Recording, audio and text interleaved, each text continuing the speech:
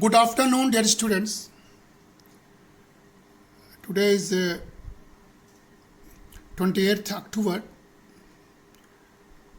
2020, and as per our syllabus, which is framed for MA Economics Population Studies students, today I will deal with another theory of population, and that theory is a Liebenstien theory of population growth, which, dear students, we may call as critical minimum effort thesis.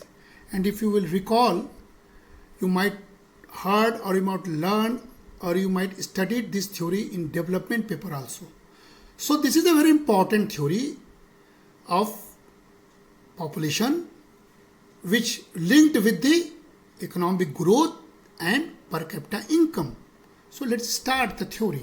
So dear students, the critical minimum effort theory has been given by Harvey Liebenstien in his book Economic Backwardness and Economic Growth.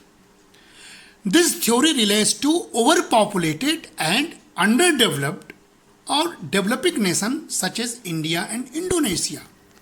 And the theory is based on Malthusian theory of population. Again, I am repeating, many theories still justify backgrounded with Malthusian theory. Even Liebenstien also recognized the Malthusian theory of population. And this theory is one of the balanced growth theories, which we used to say. And in this theory, Liebenstien essentially talks about how large doses of investment in an economy can help the economy in development. So dear student, this is the theory linked with development. And there are many assumptions, but mainly two assumptions works in this theory. First, the output is subject to diminishing returns with respect to population growth.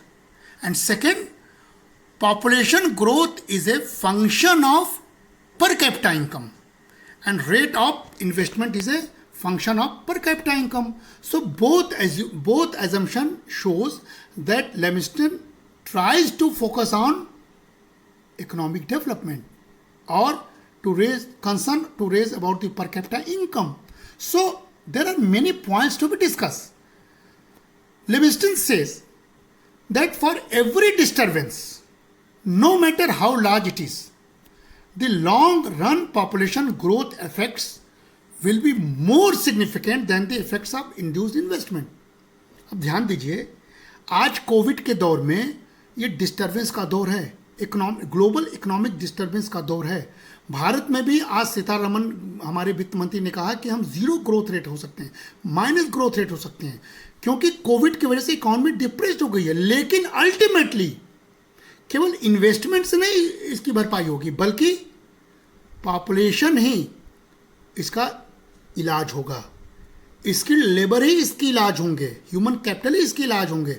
देखिए, migration हुआ शहरों से, reverse migration गांव में, फिर उनकी demand शहरों में हो रही है, तभी प्रोडक्शन प्रोसेस शुरू होगा और इसलिए वापस वही पॉपुलेशन का हिस्सा जाएगा तो प्रोडक्शन शुरू होगा. और that's how investment begins. So dear students, the system is quasi stable for small displacement but not large ones, and we can say that equilibrium is unstable to begin with. Every time viewing the disturbance, we say that equilibrium is unstable to begin with. Always we have to begin with unstable equilibrium. Just like in the COVID era, today our equilibrium is unstable. We are moving to zero economic growth, and we have to move from that unstable growth to the stable economic growth again. Okay, so there are many prepositions, but lastly I can say that all this is because at high income levels people want to keep their family size small so that they can maintain high standard of living. So this is a very important part of Liebenstien, because both the Nelson in 1956 and Liebenstien in 1956 proposed that when population will increase, per capita income will also increase along with it. And thus, the per capita income of the economy rises above the minimum subsistence level. both said this, and thus this theory stressed on the importance of social structure, human capital, and entrepreneurship. This trio contents is very important in today's Indian economy also. We have to give importance to social structure, human capital, and entrepreneurship. But they say that the development of these and investment in these sectors alone cannot attain critical minimum effort. But besides, Liebenstien also said only investment on these sectors is not sufficient. But we have to invest critically in almost every given sectors in the economy, so that economy should back to the momentum.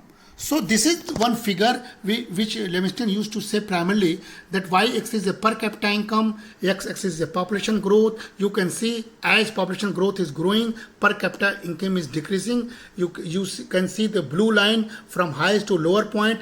There is a one point where per capita income's line is cutting the population growth, and above there is a zero investment, and below there is a zero population. So this shows that in this graph that it can be seen that with rise in population, the per capita income decreases as per this graph. So as there is a population growth, the per capita income of the economy will decrease. So this graph shows this. But this is not important. This shows that the increased per capita income leads to an increase in the population growth rate. And eventually, the economy is brought back to the old level of low levels. So this is the gist of the theory. But important is this graph, dear students. You can see in this graph, y-axis is denoting income per capita. X-axis is denoting population growth or national income growth, what we are talking about. You can see the income level can start from zero diagonally. You can see this is a N line from zero diagonally to moving to N line, and there's maybe not zero population, so the population line starts from upper point of the income level. So you can see this graph is denoted as a P graph. So P is a population graph, N is a national income or per capita income graph, and below A point is that there is no growth because income and population is as a simplest point. And again we can say that as per population growth to the 1%, YB is the income level, and again population growth to 2%, then again YC is a growing income, and again then 3% population growth, the highest point of the per capita income is Y. So up to this point, YE, this is the highest per capita income, population may grow from A, B, G to E point. And after that, what Liebenstien said, that when people realize that their per capita income is high, they have a dignified life, then from this point, the reflection point of population begins. And from this point, population begins to decline. So this is the theory of Liebenstien, which you have to denote from this theory. And when we explain this theory, we can say that N represents the increase in per capita income, which equalizes the increase in population to increase in the national income. And P shows the growth rate of population at different levels of per capita. So we can say that according to Liebenstien, that Y is what earlier I showed you, that minimum critical level of per capita income which is necessary for economic growth is essential. And critical minimum effort theory is one of the balanced growth theories.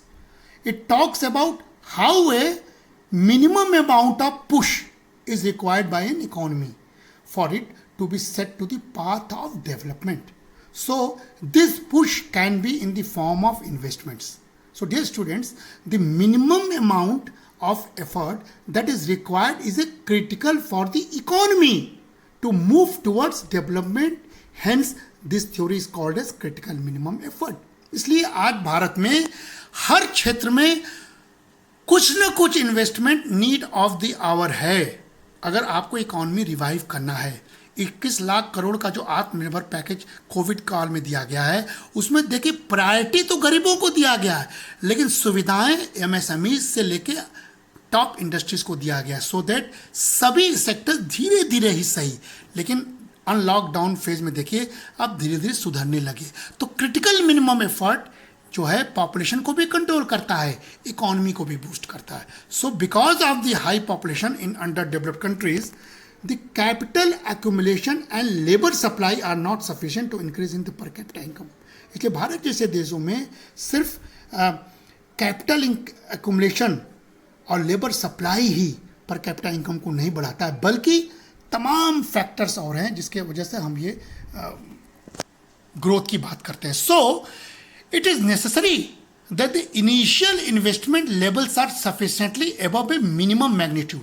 This is very important, that there should be initial investment levels and sufficiently above a minimum magnitude. Okay, so it is not necessary that all efforts to raise the per capita income are successful. Some are just too small or below the minimum required level. As I told you in the online class, I've explained you, dear students, all of these points. So now, since this type of investment sometimes becomes difficult for underdeveloped nations, Liebenstien stressed on the fact that the investment can be spread over a period of time and does not necessarily have to be made instantaneously, as there was taken the steps in second 5-year plan when there was a big push theory that was instantaneously and given period over time.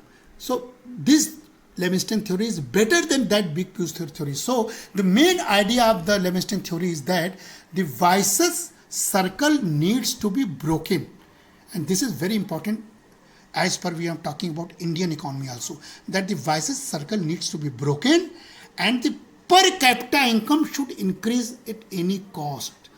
Then only we can control our population positively, as dear students you all discussed with me in the online class. So when we critically evaluate the theory, we can say that the theory critical minimum effort is better than big push theory, in the sense that it is more practical than the latter, as critical minimum effort theory can be better timed and can be broken up into series of smaller effects. And secondly, critical minimum efforts theory, as opposed to be big push theory, does not stress on the fact that a lump sum amount of investment has to be made instantaneously. So it is more relevant for underdeveloped nations like India. And the theory is also consistent with the concept of decentralized democratic planning as practiced in India. This is very much important. The country like India, which is practicing the decentralized economy, because we have a 3-layer of democratic system, this theory is very important. And when we criticize about the theory, we can say that it is wrongly said in the theory that increase in per capita income would lead to decrease in population size due to a low birth rate. So this is criticism. And also, instead, population depends upon a number of economic and non-economic factors which Liebenstien ignores. And lastly but not least, the critical minimum efforts theory completely ignores the monetary and physical policies, which are very much important factors in deciding the investment and income levels of economy.